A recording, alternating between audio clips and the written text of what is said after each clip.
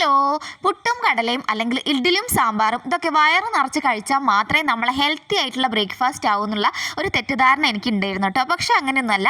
നമ്മളെ ശരീരത്തിന് ആവശ്യമുള്ള സാധനങ്ങളൊക്കെ കൂടി കൂട്ടിച്ചേർത്തിട്ട് നമുക്ക് സിമ്പിളായിട്ട് നമ്മളെ ബ്രേക്ക്ഫാസ്റ്റ് തയ്യാറാക്കി എടുക്കാവുന്നതാണ്.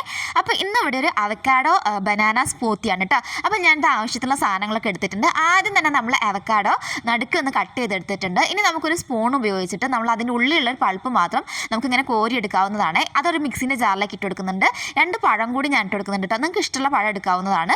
ഇനി നമുക്ക് അതിലേക്ക് തലേ ദിവസമായി കുതിർത്ത് വെച്ചിരിക്കുന്ന നമ്മളെ കാഷ്യൂം കൂടി ചേർത്ത് കൊടുക്കുക കേട്ടോ. മധുരത്തിന് ആവശ്യമുള്ള ഡേറ്റ്സും കൂടി ഇട്ട് കൊടുക്കുന്നുണ്ട്. ഡേറ്റ്സും നമുക്ക് തലേ ദിവസം വെള്ളത്തിൽ കുതിർത്തി വെക്കാവുന്നതാണ്. ഇനി നമുക്ക് അതിലേക്ക് ആവശ്യത്തിനുള്ള പാൽ ഒഴിച്ചു കൊടുക്കാവുന്നതാണ്. ഇത് ചിയാ സീഡാണ്. ചിയാ സീഡ് ഞാൻ തലേ ദിവസം വെള്ളത്തിൽ കുതിർത്ത് വെച്ചിട്ടുണ്ടായിരുന്നു. ഇനി നമുക്കിതെല്ലാം കൂടി മിക്സിൻ്റെ ജാറിലിട്ട് നന്നായിട്ടൊന്ന് അരച്ചെടുക്കണേ. ഇനി നമുക്കൊരു ഗ്ലാസ്സിലേക്ക് കുറച്ച് ചിയാ സീഡ് ഒഴിച്ചു കൊടുക്കുന്നുണ്ട്. അതിൻ്റെ മുകളിലായിട്ട് നമ്മൾ ഈ ഒരു സ്മൂത്തി ഒഴിച്ചു കൊടുക്കാവുന്നതാണ്. അതിൻ്റെ മുകളിൽ ഞാൻ കുറച്ചും കൂടി ചിയാ സീഡ് ഇട്ട് കൊടുക്കുന്നുണ്ട് കേട്ടോ. അപ്പോൾ ഇതാ നമ്മളെ ഹെൽത്തി ആയിട്ടുള്ള അവക്കാഡോ ബനാന സ്മൂത്തി റെഡി ആയിട്ടുണ്ട്. നല്ല ടേസ്റ്റി ആയിട്ടുള്ളതും ഹെൽത്തി ആയിട്ടുള്ളതുമായ സ്മൂത്തിയാണ്. ഇത് നമ്മൾ കഴിച്ചിട്ടുണ്ടെങ്കിൽ നമുക്ക് ഉച്ചവരെ വിശക്കുകയില്ല എന്നുള്ളതിന് ഞാൻ ഗ്യാരണ്ടിയാണ്.